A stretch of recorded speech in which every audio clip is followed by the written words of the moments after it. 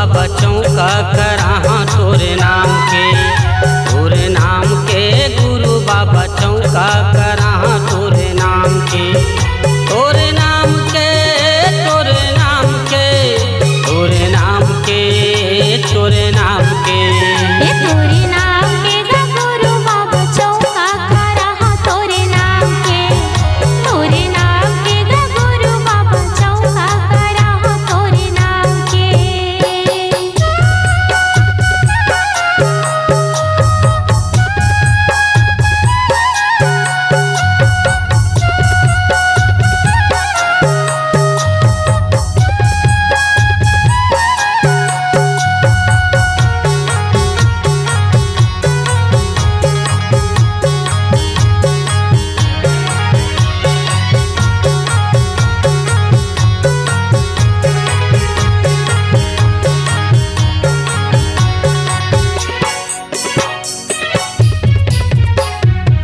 सादा झंडा सत के निशानी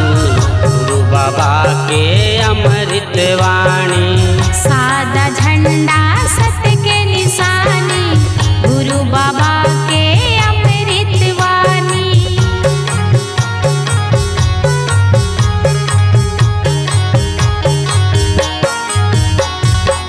रखल संगी मन में बसा के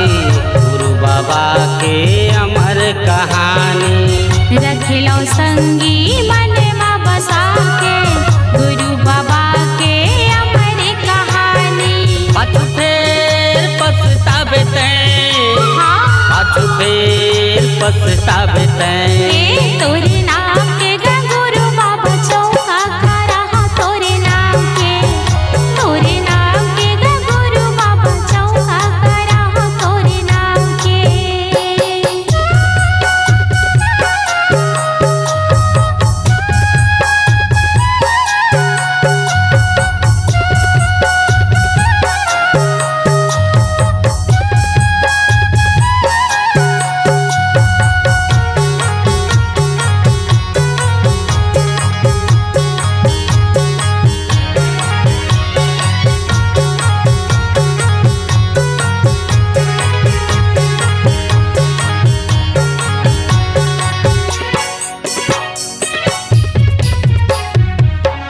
घर अंगना सुघर लिपाई के,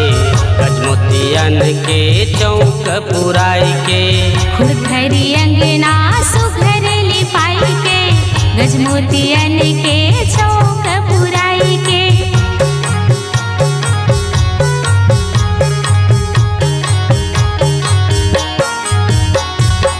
सोन के थाली में आरती सजाई के, नरियर पान सुपारी मढ़ाई के, सोने के थाली मारती सजाई के, नरियर पान सुपारी मड़ाई के, जोड़ खाम के, जोड़ खाम के, अच्छा। जोड़ा खाम के, जोड़ा खाम के, तोरे नाम के गुरु बाबा चौका कराहू तोरे नाम के, तोरे नाम के गुरु बाबा चौका कराहू तोरे नाम के, तोरे नाम के हो गुरु बाबा चौका कराहा तोरे नाम के, तोरे नाम के हो गुरु बाबा चौका कराहा तोरे नाम के।